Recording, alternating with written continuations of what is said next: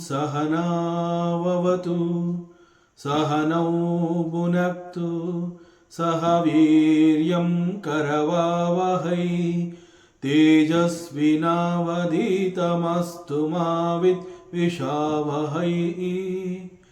ॐ शान्ति शान्ति शान्तिः। ಶ್ರೀಕೃಷ್ಣ ಸರ್ವವು ನಿನ್ನ ಸೇವೆಯಾಗಲಿ ಸ್ವಾಮಿ.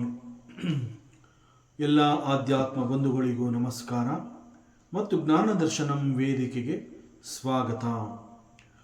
ಧ್ವನಿ ಗುರುದೇವದಾಗಿರಲಿ, ವಿಚಾರ ಪರಮಾತ್ಮನದಾಗಿರಲಿ, ಹಾಗೂ ಇದು ನನ್ನದಲ್ಲದ ಕರ್ಮವಾಗಲಿ. ಶ್ರೀಮದ್ ಭಗವದ್ಗೀತಾ. ಯಂ ಬ್ರಹ್ಮ ವರುಣೇಂದ್ರ ರುದ್ರ ಮರುತಃ ಸ್ತುನ್ವಂತಿ ದಿವ್ಯೈಸ್ತವೈಃ ವೇದೈಃ ಸಾಂಗಪದಕ್ರಮೋಪನಿಷದೈಃ ಗಾಯಂತಿ ಯಂ ಸಾಮಗಾಃ ಧ್ಯಾನಾವಸ್ಥಿತತದ್ಗತೇನ ಮನಸಾ ಪಶ್ಯಂತಿ ಯಂ ಯೋಗಿನೋ ಯಸ್ಯಾಂತಂ ನ ವಿದುಃ ಸುರಾಸುರಗಣ ದೇವಾಯ ತಸ್ಮೈ ನಮಃ ದೇವಾಯ ತಸ್ಮೈ ನಮಃ. ಧ್ಯಾನ ಶ್ಲೋಕಗಳನ್ನು ನೋಡ್ತಾ ಬಂದಿದ್ದೀವಿ.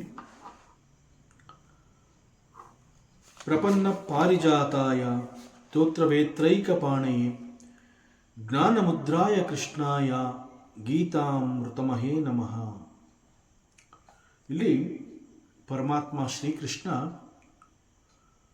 he is a Bhagwan and at the same time he is a Guru also. So both Bhagwan and Guru, that is Sri Krishna. ಈ ಶ್ರೀಕೃಷ್ಣ ಪುಟ್ಟ ಮಗುವಾಗಿದ್ದಾಗ ಗೋಕುಲದಲ್ಲಿ ಬೆಳೀತಾ ಬಂದಿದ್ದಾನೆ. ಕಂಸ ಹೇಗಾದರೂ ಮಾಡಿ ಈ ಪುಟ್ಟ ಬಾಲಕನನ್ನ ವಧೆ ಮಾಡಬೇಕು, ಕೊಲ್ಲಬೇಕು ಅಂತ ಹೇಳಿ ಅನೇಕ ರಾಕ್ಷಸರನ್ನ ಈ ಒಂದು ಕೆಲಸಕ್ಕೆ ನಿಯೋಜಿಸ್ತಾನೆ. ಅವರುಗಳಲ್ಲಿ ಅನೇಕರು Shakatasura, Putana etcetera, so many rakshasas, ಅವರೆಲ್ಲ ಬರ್ತಾರೆ. ಬಟ್ ಎಷ್ಟೇ ಪ್ರಯತ್ನ ಪಟ್ಟರೂ ಈ ಕೃಷ್ಣನನ್ನ ಏನೂ ಮಾಡ್ಕೊಳ್ಳೋಕ್ಕೆ ಆಗಲೇ ಇಲ್ಲ. ಸೊ ಬಂದವರೆಲ್ಲ ಇವನಿಂದನೇ ಪೆಟ್ಟು ತಿಂದು ಹೋಗ್ತಾ ಇರ್ತಾರೆ. ಹೀಗೆ ಯಾರಿಗೂ ಕೂಡ ಸಾಧ್ಯವಾಗಲಿಲ್ಲ. ಈ ರೀತಿ ಕೃಷ್ಣ ತನ್ನ ಬಾಲ್ಯವನ್ನು ಗೋಕುಲದಲ್ಲಿ ಬಹಳ ಸಾಹಸಮಯವಾಗಿ and very interesting also at the same time, because he has killed so many rakshasas ಪುಟ್ಟ ಮಗುವಾಗಿದ್ದಾಗಲೇ. ಅದರಿಂದ it is both interesting and at the same time very adventurous, very ಸಾಹಸ. ಸೊ ಹೀಗೆ ಗೋಕುಲದಲ್ಲಿ ಅವನು ಬೆಳೀತಾ ಇದ್ದಾನೆ. ಅದರ ಜೊತೆಗೆ ಬರೀ ಇಷ್ಟು ಮಾತ್ರ ಅಲ್ಲ ಅವನ ಬಾಲ್ಯ ಅಂತಂದರೆ, ಸಾಮಾನ್ಯವಾಗಿ ಮಕ್ಕಳುಗಳೆಲ್ಲ ತಮ್ಮ ಬಾಲ್ಯದಲ್ಲಿ ಏನೆಲ್ಲ ರೀತಿ ತುಂಟಾಟವನ್ನು ಮಾಡ್ತಾರೆ, ಎಕ್ಸಾಕ್ಟ್ಲಿ ಲೈಕ್ ದಟ್ ಶ್ರೀಕೃಷ್ಣ ಕೂಡ ಅನೇಕ ರೀತಿಯ ತುಂಟಾಟಗಳನ್ನು ಮಾಡ್ತಾ ಗೋಕುಲದಲ್ಲಿ ಬೆಳೀತಾ ಇದ್ದಾನೆ.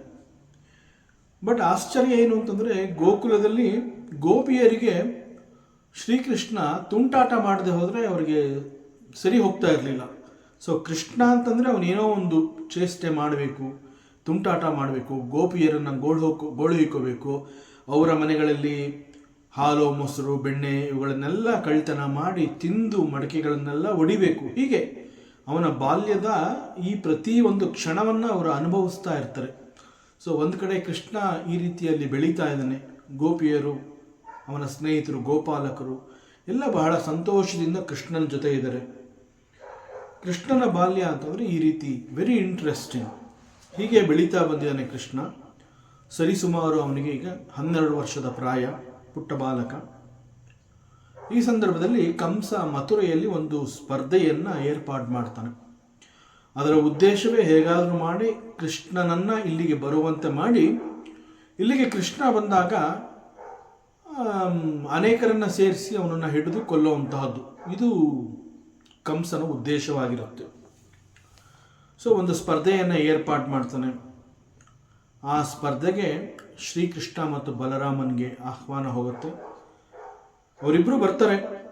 ಬಂದಾಗ ಶ್ರೀಕೃಷ್ಣನನ್ನು ಹಿಡಿದು ಕೊಲ್ಲುವಂತಹದ್ದು ಅವನ ಉದ್ದೇಶ. ಈಗ ಇಲ್ಲಿ ಕೃಷ್ಣ ಬಲರಾಮ ಅವರಿಬ್ಬರು ಮಥುರೆಗೆ ಬಂದಿದ್ದಾರೆ. ಅಲ್ಲಿ ಸ್ಪರ್ಧೆ ನಡೀತಾ ಇರುತ್ತೆ. ಆ ಸ್ಪರ್ಧೆಯಲ್ಲಿ ಪ್ರಾರಂಭದಲ್ಲಿ ಕೃಷ್ಣ ಅನೇಕ ಜಟ್ಟಿಗಳೊಂದಿಗೆ ಕಾಳಗ ಮಾಡಬೇಕಾಗಿ ಬರುತ್ತೆ. ಕಾಳಗ ಮಾಡ್ತಾನೆ. ಕಾಳಗದಲ್ಲಿ ಅನೇಕರನ್ನು ಅವನು ಕೊಲ್ತಾನೆ, ಸಾಯಿಸ್ತಾನೆ. ಹೀಗೆ ಜಟ್ಟಿಗಳೊಂದಿಗೆ ಕಾಳಗ ಮಾಡಿ ಅವ್ರನ್ನ ಸೋಲಿಸಿ ಅವ್ರನ್ನೆಲ್ಲ ಕೊಲ್ತಾ ಬರುವಂತಹ ಅದೇ ಸಮಯದಲ್ಲಿ ಕಂಸನೊಂದಿಗೆ ಕೂಡ ಕಾದಾಟವನ್ನು ಪ್ರಾರಂಭ ಮಾಡ್ತಾನೆ. ಕಂಸನನ್ನು ಎಲ್ಲರ ಎದುರಿಗೆ ಕಾಳಗ ಮಾಡಿ ಕಂಸನನ್ನು ಶ್ರೀಕೃಷ್ಣ ಕೊಲ್ತಾನೆ. ಆ ನಂತರದಲ್ಲಿ the kingdom was given back to the Ugrasena. So ಈ ಸಮಯದಲ್ಲಿ ಉಗ್ರಸೇನ ಈಸ್ ಕಂಸನ ತಂದೆಯನ್ನೇ ಕಾರಾಗೃಹದಲ್ಲಿ ಇರಿಸಿ ಸೊ ಇವನು ಸಿಂಹಾಸನವನ್ನು ವಶಪಡಿಸ್ಕೊಂಡಿರ್ತಾನೆ. ಈಗ ಕಂಸ ಈಸ್ ಕಿಲ್ಡ್. ಸೊ ಕೃಷ್ಣ ಏನು ಮಾಡ್ತಾನೆ, ಉಗ್ರಸೇನನ್ನು ಕರೆಸಿ ಅವನಿಗೆ ಈ gave back the Kingdom. So Ugrasena ಅಲ್ಲಿ ಮತ್ತೆ ರಾಜನಾಗ್ತಾನೆ. ಫ್ರಮ್ ದಿ ಬಾಲ್ಯ ಕೃಷ್ಣ ಹೀಗೆ ಅನೇಕ ಸಾಹಸಗಳನ್ನು ಮಾಡ್ತಾ ಬರ್ತಾನೆ. ಮತ್ತು ಕೃಷ್ಣ ಅಂತಂದರೆ he is a king maker. Krishna ಯಾವತ್ತೂ ರಾಜನಾಗಲೇ ಇಲ್ಲ, ಅವನು ಮಹಾರಾಜ ಅಂತ ಅನ್ನಿಸ್ಕೊಳ್ಳೇ ಇಲ್ಲ. ಅವನು ಯಾವತ್ತೂ ಕೂಡ ಸಿಂಹಾಸನವನ್ನು ಆಸೆ ಪಡಲೇ ಇಲ್ಲ. ಬಟ್ ಅನೇಕರನ್ನು ಅವನು ರಾಜರನ್ನಾಗಿ ಮಹಾರಾಜರನ್ನಾಗಿ ಮಾಡ್ತಾ ಇದ್ದ. ಸೊ ಕೃಷ್ಣ ಅಂತಂದರೆ he is a king maker and he was adviser for so many people. ಅನೇಕರಿಗೆ ಅವನು ಉಪದೇಶಗಳನ್ನು, ನೀತಿಯನ್ನು ಬೋಧನೆ ಮಾಡ್ತಾ ಇದ್ದ. ಸೊ ಇಂತಹ ಶ್ರೀಕೃಷ್ಣ ಪಾಂಡವರಿಗೆ ಬಹಳ ಪ್ರಿಯಕರನಾಗಿ ಬಂದಿದ್ದಾನೆ. ಆ್ಯಂಡ್ ಅರ್ಜುನ ಅಂತ ಹೇಳಿದಾಗ ಅರ್ಜುನ ಈಸ್ ಮೈ ಸಖ ಅಂತ ಅನೇಕ ಸಂದರ್ಭಗಳಲ್ಲಿ ಶ್ರೀಕೃಷ್ಣ ಅವನೇ ಹೇಳ್ಕೊಂಡಿದ್ದಾನೆ. ಅರ್ಜುನ ಬೇರೆ ಅಲ್ಲ, ನಾನು ಬೇರೆ ಅಲ್ಲ, ಹೀ ಈಸ್ ಮೈ ಆತ್ಮ, ಹೀ ಈಸ್ ಮೈ ಸಖ, ನನ್ನ ಸ್ನೇಹಿತ. ಮತ್ತು ಮಹಾಭಾರತದಲ್ಲಿ ಶ್ರೀಕೃಷ್ಣ ಅಂತಂದಾಗ ಅವನದು ಬಹಳ ದೊಡ್ಡ ಪಾತ್ರ. ಮಹಾಭಾರತದ ಯುದ್ಧದಲ್ಲಿ ಅರ್ಜುನನ ಸಾರಥಿಯಾಗಿರ್ತಾನೆ ಶ್ರೀಕೃಷ್ಣ. ಆ್ಯಂಡ್ ಇದೇ ಅರ್ಜುನನಿಗೆ ಭಗವದ್ಗೀತೆ ಎನ್ನುವಂತಹದ್ದನ್ನು in the middle of the battlefield, ಯುದ್ಧ ಕ್ಷೇತ್ರದಲ್ಲಿ, ಯುದ್ಧ ಭೂಮಿಯಲ್ಲಿ ಈ ಒಂದು ಭಗವದ್ಗೀತೆಯ ಈ ಒಂದು ಜ್ಞಾನವನ್ನು ಬೋಧನೆ ಮಾಡ್ತಾನೆ. ಸೊ ಇದು ಅರ್ಜುನನಿಗೆ ಈ ಒಂದು ಬೋಧನೆ ಸಿಕ್ಕಿದೆ ಅಂತಂದ್ರೂ ಕೂಡ ಅರ್ಜುನನ ಮೂಲಕ ಇದು ಇಡೀ ಮಾನವ ಕುಲಕ್ಕೆ ಅಂತಂದ್ರೆ ಇಡೀ ವಿಶ್ವಕ್ಕೆ ಇದು ಬಹಳ ದೊಡ್ಡ ನೀತಿ, ಇದು ಜ್ಞಾನ. ಸೊ ಇಟ್ ಇಸ್ ಎ ಜ್ಞಾನ ನಿಧಿ ಅಂತಲೇ ಹೇಳ್ಬಹುದು. ಉಪನಿಷತ್ಗಳಲ್ಲಿ ಏನೆಲ್ಲ ಹೇಳಿದೆ, what is actually conveyed in the Upanishad is brought out in Bhagavad Gita very beautifully. ಬಹಳ ಸರಳವಾಗಿ, ಸುಂದರವಾಗಿ. ಯಾಕೆಂತಂದರೆ ನಾವೆಲ್ಲ ವೇದಗಳನ್ನು, ಉಪನಿಷತ್ಗಳನ್ನು ನಾವು ಓದಿ ಅರಗಿಸ್ಕೊಳ್ಳೋಕ್ಕಾಗೋದಿಲ್ಲ. ಬಟ್ ಎಲ್ಲ ಉಪನಿಷತ್ಗಳ ಸಾರ ಆ ರೀತಿಯಾಗಿ ಪರಮಾತ್ಮ ಶ್ರೀಕೃಷ್ಣ ಅರ್ಜುನನಿಗೆ ಬೋಧಿಸುವ ರೀತಿಯಲ್ಲಿ ಎಲ್ಲ ಉಪನಿಷತ್ಗಳ ಸಾರವನ್ನು ಬಹಳ ಸರಳವಾಗಿ, ಸುಂದರವಾಗಿ ತಿಳಿಸ್ಕೊಡ್ತಾನೆ. So that is the greatness of Bhagavad Gita. So ಹೀಗೆ ಭಗವದ್ಗೀತಾ ಅಂತಂದರೆ it is the essence of all Upanishads. ಪ್ರಪನ್ನ ಪಾರಿಜಾತಾಯ, ಈ ಪರಮಾತ್ಮನಿಗೆ ಯಾರು ಸರೆಂಡರ್ ಆಗ್ತಾರೆ ಅಂತಹವರಿಗೆ ಸೋಲು ಅನ್ನುವಂತಹದ್ದು ಇಲ್ಲ. ಈ ದೃಷ್ಟಿಯಲ್ಲಿ one who surrenders to the lord is like parijata. Parijata ಅಂತಂದ್ರೆ ಏನು? ಇಟ್ ಇಸ್ ಕಾಲ್ಡ್ ದೇವಲೋಕದ ಒಂದು ಹೂವಿನ ಗಿಡ ಅಥವಾ ಮರ ಅಂತ ಹೇಳ್ಬೋದು. And at the same time ಅದರ ಪಾವಿತ್ರತೆ ಎಷ್ಟಿದೆ ಅಂತಂದರೆ it is called wish fulfilling tree. ಪಾರಿಜಾತ ಅಂತಂದರೆ ವಿಶ್ ಫುಲ್ಫಿಲ್ಲಿಂಗ್ ಟ್ರೀ. ಸೊ ಪರಮಾತ್ಮನಲ್ಲಿ ಯಾರು ಶರಣಾಗತಿಯನ್ನು ಬಯಸಿ ಅವನ ಆಶ್ರಯವನ್ನು ಪಡ್ಕೋತಾರೆ, ದೆನ್ ನೆಕ್ಸ್ಟು ನಮಗೆ ಬೇಕಾಗಿರುವಂತಹ ಎಲ್ಲವನ್ನ ಅಂತಂದರೆ ನಮ್ಮ ಎಲ್ಲ ಆಸೆ ಬಯಕೆಗಳನ್ನು he is going to fulfil. So just like parijata ಅಂತ ಹೇಳಿದಾಗ ಹೇಗೆ ಅದನ್ನು ನಾವು ವಿಶ್ ಫುಲ್ಫಿಲ್ಲಿಂಗ್ ಟ್ರೀ ಅಂತ ಕರಿತೀವಿ, ಆ ರೀತಿ ಪರಮಾತ್ಮ ಶ್ರೀಕೃಷ್ಣನಲ್ಲಿ ಯಾರು ಶರಣು ಹೋಗ್ತಾರೆ, ಯಾರು ಶರಣಾಗತಿಯನ್ನು ಬಯಸಿ ಪರಮಾತ್ಮನಿಗೆ ಬಳಿ ಬಂದು ಅವನ ಆಶ್ರಯವನ್ನು ಪಡೀತಾರೆ, ಆ ನಂತರದಲ್ಲಿ it is the responsibility of Sri Krishna that he will take care, he will fulfill all the desires of his devotee who took Sharanagati. So hige Prapanna Parijataya. So you just have to surrender to the Lord. That's all. Then the things are done. ಅದರ ಬಗ್ಗೆ ಸಂಶಯನೇ ಬೇಡ. ಅದಕ್ಕೆ ಪರಮಾತ್ಮ ಅಂತಂದಾಗ ಅರ್ಜುನನ ರಥದ ಸಾರಥಿ ಅಂತ ಹೇಳ್ತಾರೆ ಕೃಷ್ಣನನ್ನ. ಆದರೆ ಅದನ್ನು ಬಿಟ್ಟು ಬೇರೆ ರೀತಿಯಲ್ಲಿ ನಾವು ಯೋಚನೆಯನ್ನು ಮಾಡಿದ್ರೆ ನಾವು ಕೂಡ ಪರಮಾತ್ಮ ಶ್ರೀಕೃಷ್ಣನಿಗೆ ಏನು ಹೇಳಬೇಕು ಅಂತಂದರೆ, ಹೇ ಪರಮಾತ್ಮ, ನಂದು ಅಂತ ಏನಿಲ್ಲ, ನಾನು ನಿನ್ನಲ್ಲಿ ಶರಣಾಗಿದ್ದೀನಿ. ನಾನು ಶರಣಾಗಿದ್ದೀನಿ ಅಂತಂದ ಮೇಲೆ ನಂದು ಅನ್ನುವಂತಹ ಅಸ್ತಿತ್ವ ನನ್ನಲ್ಲಿ ಇಲ್ಲ. ಅವೆಲ್ಲವನ್ನ ನಾನು ನಿನಗೆ ಒಪ್ಪಿಸಿ ಆಗಿದೆ.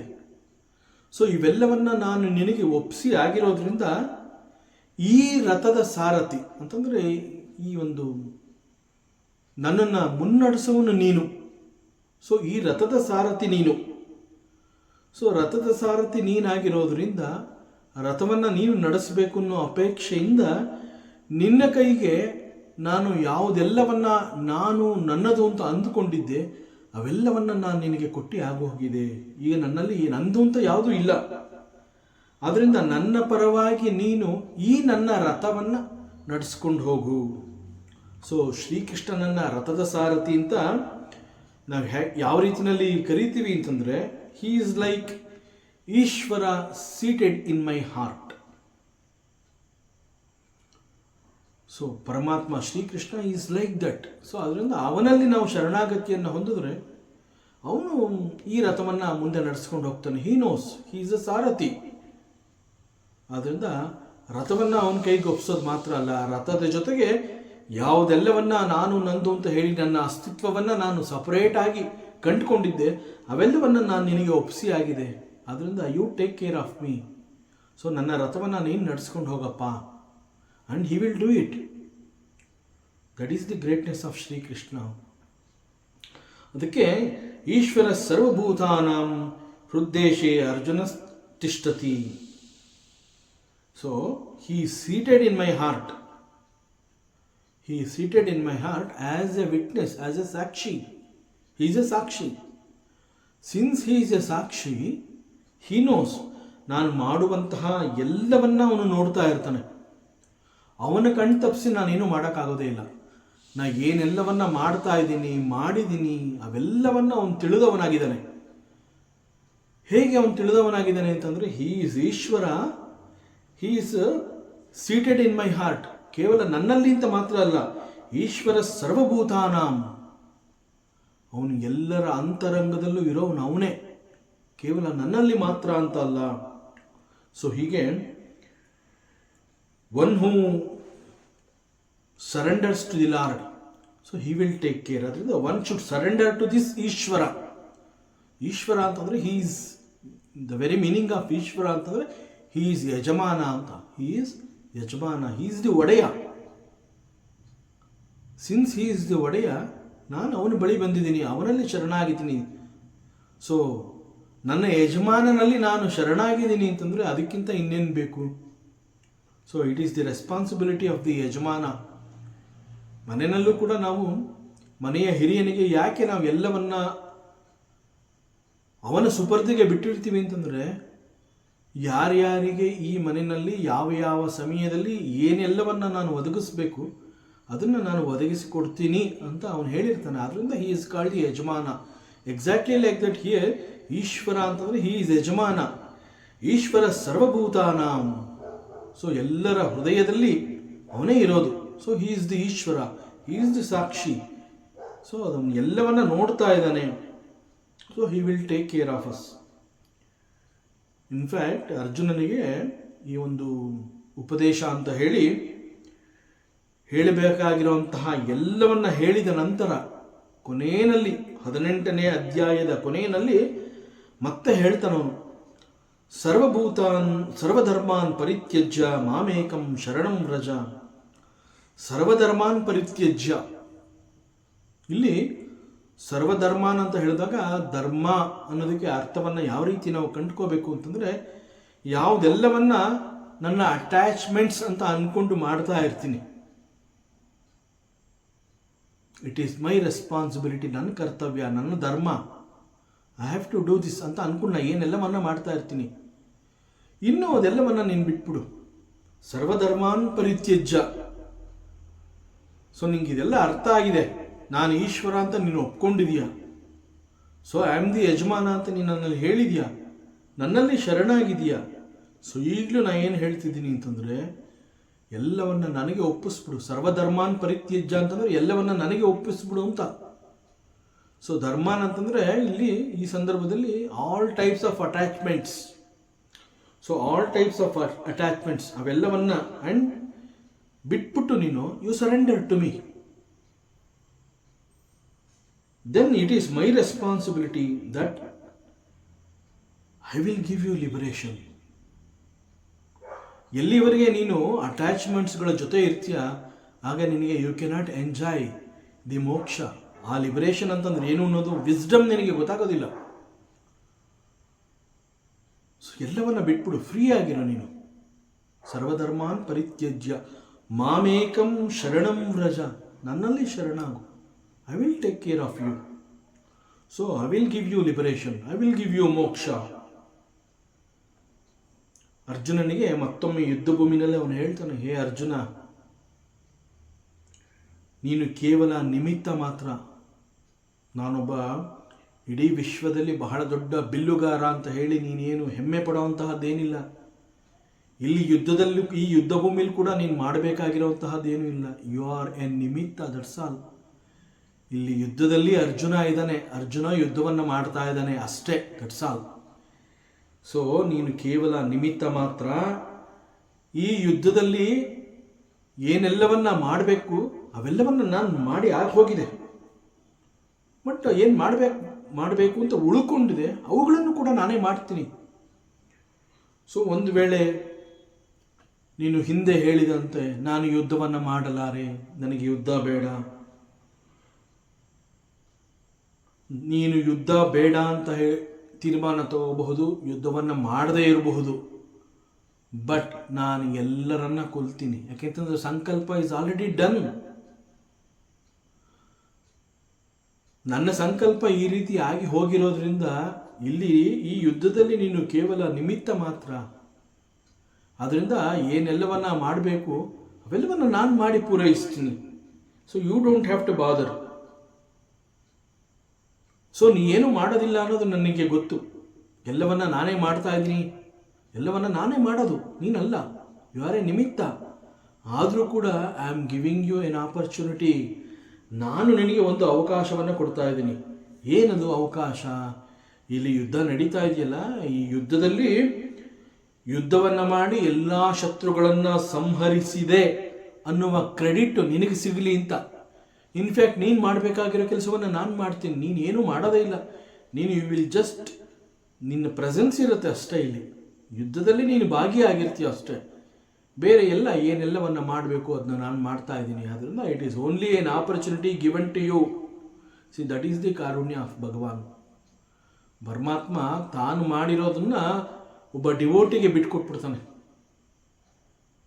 ಯು ಟೇಕ್ ದಿ ಕ್ರೆಡಿಟ್ ಅಂತಾನೆ. See that is the karunya of Bhagavan. ಆ ರೀತಿಯಲ್ಲಿ ಅರ್ಜುನನಿಗೂ ಹೇಳ್ತಾನೆ, ಈ ಯುದ್ಧ ಭೂಮಿನಲ್ಲಿ ನೀನು ಯುದ್ಧ ಮಾಡ್ತೀಯೋ ಬಿಡ್ತೀಯೋ ಮಾಡಿದ್ರೂ ಸಂತೋಷ, ಮಾಡದೆ ಹೋದರೂ ಸಂತೋಷ. ಯಾಕೆ ಅಂತಂದರೆ ಇವರೆಲ್ಲರನ್ನ ನಾನೇ ಕೊಲ್ಲೋದು. ಸೊ ಸಂಕಲ್ಪ ಆಗಿ ಹೋಗಿದೆ. ಆದರೆ ನಿನಗೆ ಯಾಕೆ ಹೇಳ್ತಾ ಇದ್ದೀನಿ ಯುದ್ಧ ಮಾಡು ಅಂತಂದರೆ, ಯುದ್ಧವನ್ನು ಮಾಡು ಅಂತ ಹೇಳಿ ನಿನ್ನನ್ನು ಒತ್ತಾಯಿಸಿ ಇಲ್ಲಿ ಯುದ್ಧ ಮಾಡೋ ಹಾಗೆ ಮಾಡೋದ್ರಿಂದ ಅವರೆಲ್ಲರನ್ನ ಕೊಲ್ಲೋವಂಥವನು ನಾನೇ, ನೀನಲ್ಲ. ಆದರೆ ಯುದ್ಧದಲ್ಲಿ ಶತ್ರುಗಳನ್ನು ಸಂಹರಿಸಿದೆ ಅನ್ನುವ ಕ್ರೆಡಿಟ್ಟು ನಿನಗೆ ಸಿಗಲಿ ಅಂತ ಹೇಳಿ ನಿನಗೆ ನಾನು ಅದನ್ನು ಬಿಟ್ಕೊಡ್ತಾ ಇದ್ದೀನಿ.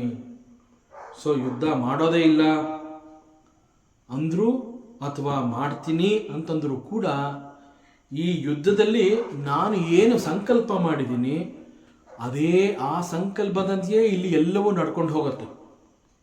ಅದರಲ್ಲೇನು ಸಂಶಯ ಇಲ್ಲ. ನೀನು ಯುದ್ಧ ಮಾಡಲಿಲ್ಲ ಅಂತ ಮಾತ್ರಕ್ಕೆ ಇವರೆಲ್ಲ ಉಳ್ಕೋತಾರೆ ಅಂತ ತಿಳ್ಕೊಬೇಡ. ಇವರೆಲ್ಲ ನನ್ನ ಗುರು, ನನ್ನ ದೊಡ್ಡಪ್ಪ, ಚಿಕ್ಕಪ್ಪ, ನನ್ನ ಕಸಿನ್ಸು, ನನ್ನ ಅಣ್ಣ ತಮ್ಮಂದರು, ಇವರು ನನ್ನ ಸ್ನೇಹಿತರು. ಇವ್ರನ್ನೆಲ್ಲ ನಾನು ಕೊಲ್ಲಬೇಕಂತ ನೀನು ಅಂದ್ಕೊಂಡಿದೆಯಲ್ಲ, ನೀನು ಕೊಲ್ಲದೆ ಇರ್ಬೋದು, but I am going to kill them. So better you participate in the war.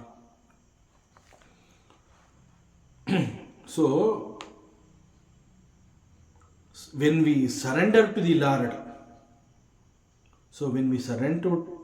Lord, He will bless us and fulfill all our desires. That is Prapanna Parijataya ತೋತ್ರವೇತ್ರೈಕ ಪಾಣೆಯೇ. ಒಂದು ಕೈನಲ್ಲಿ ಪರಮಾತ್ಮ ಒಂದು ಚಾಟಿಯನ್ನು ಹಿಡ್ಕೊಂಡಿದ್ದಾನೆ. He is holding a ಚಾಟಿ.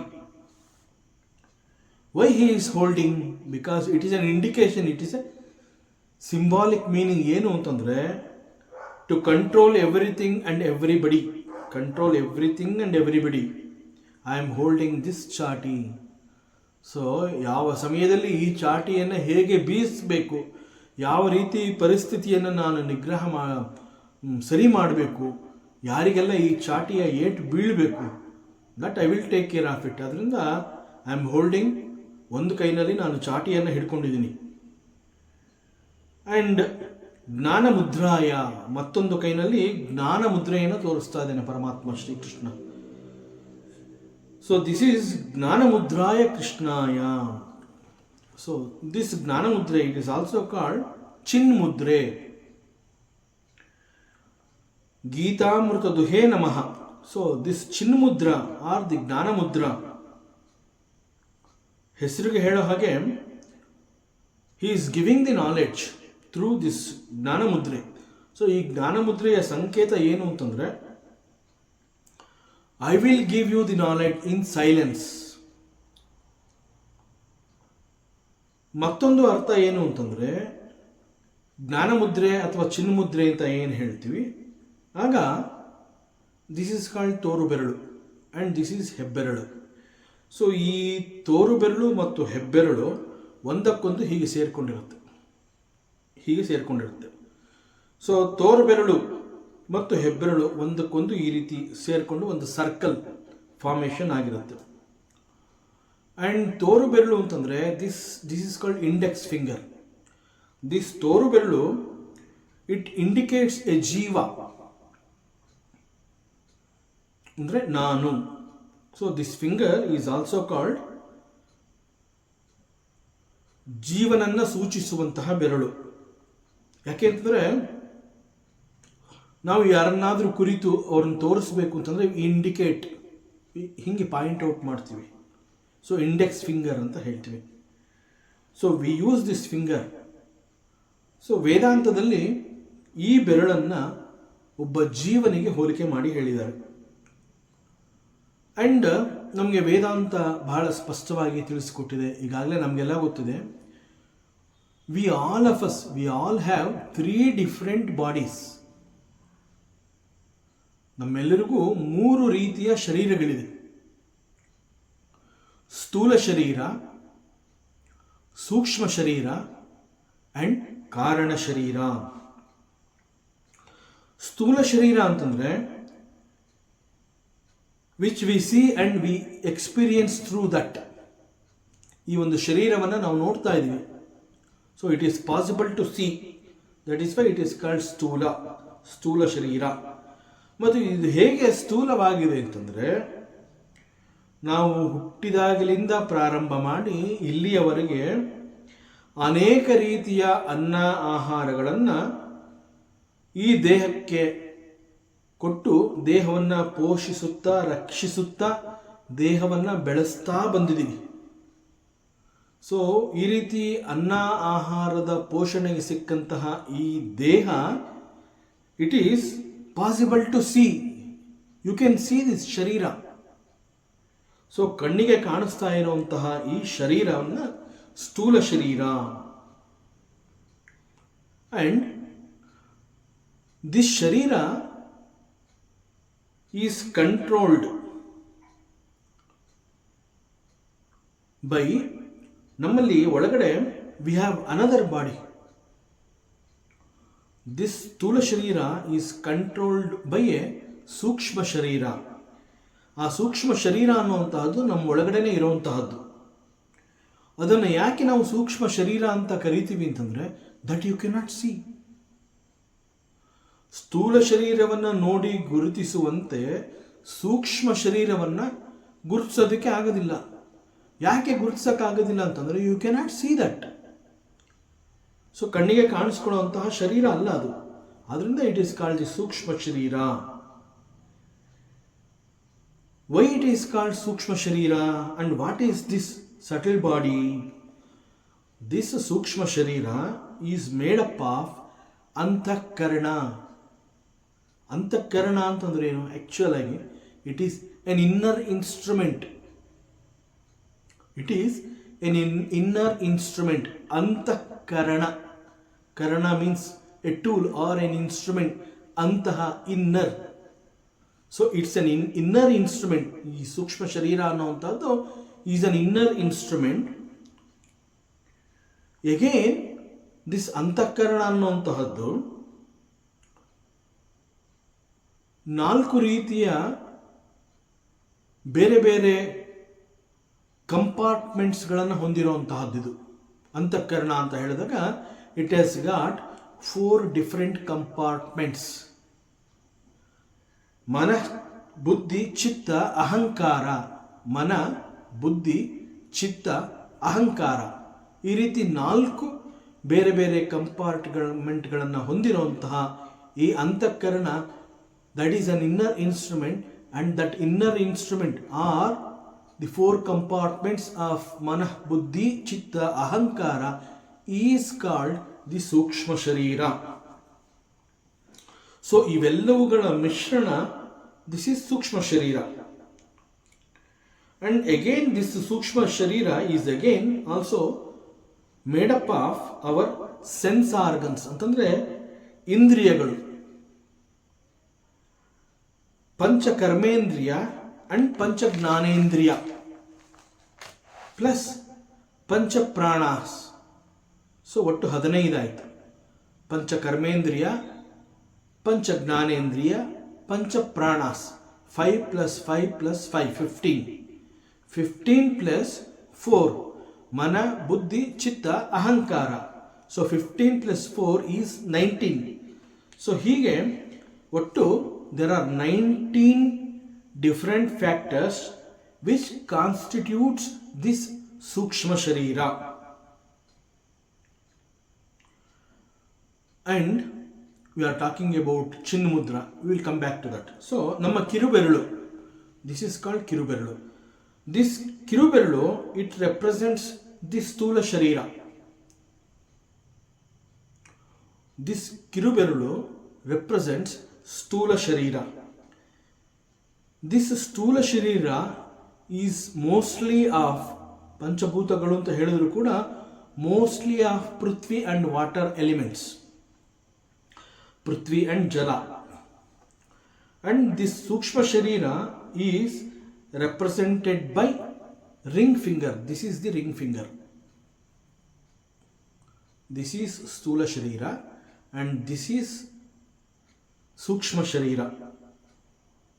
ಈ ಸೂಕ್ಷ್ಮ ಶರೀರ are this particular finger is connected to our heart. So the middle finger represents, ಈ ಒಂದು ಬೆರಳು ಮಿಡ್ಲ್ ಫಿಂಗರ್, ಇದು ರೆಪ್ರೆಸೆಂಟ್ಸ್ ದಿ ಕಾರಣ ಶರೀರ. ಈ ಕಾರಣ ಶರೀರ ಅಂತಂದರೆ ಟೋಟಲಿ ಅವಿದ್ಯ, ಇಗ್ನೋರೆನ್ಸ್.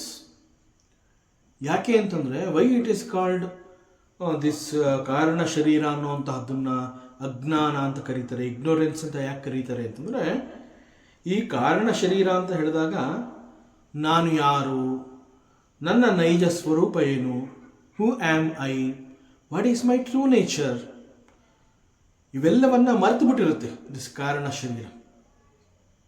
ನಾನು ಯಾರು, ನನ್ನ ನಿಜ ಸ್ವರೂಪ ಏನು ಅನ್ನುವಂತಹ ಒಂದು ಸತ್ಯವನ್ನು ಮರೆತು ಹೋಗಿರುವಂತಹ ಶರೀರ ಇದು. ಯಾಕೆ ಇದು ಮರೆತು ಬಿಟ್ಟಿದೆ? It is mainly because of avidya. Why it has forgotten is because of ajnana. So in fact ನಾವೆಲ್ಲ ಹುಟ್ಟಿದಾಗ್ಲಿಂದ ಅಂತಂದರೆ we are all born with ignorance. ನಾವೆಲ್ಲ ಹುಟ್ಟುತ್ತಾನೆ ಇಗ್ನೋರೆನ್ಸಿಂದ ಹುಟ್ಟಿರ್ತೀವಿ, ಅವಿದ್ಯೆಯನ್ನು ತುಂಬಿಕೊಂಡೆ ನಾವೆಲ್ಲ ಹುಟ್ಟಿರ್ತೀವಿ. ಇಷ್ಟು ದೊಡ್ಡ ಹ್ಯೂಜ್ ಕ್ರಿಯೇಷನ್, ಸೃಷ್ಟಿ ಅಂತ ಹೇಳ್ತೀವಿ.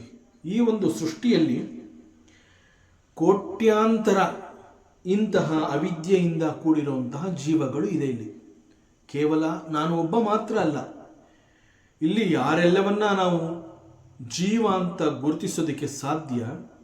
ಇಷ್ಟು ದೊಡ್ಡ ಪ್ರಪಂಚದಲ್ಲಿ ಕೇವಲ ನಾನು, ನೀನು, ಅವನು, ಇವಳು ಅಷ್ಟು ಮಾತ್ರ ಅಲ್ಲ.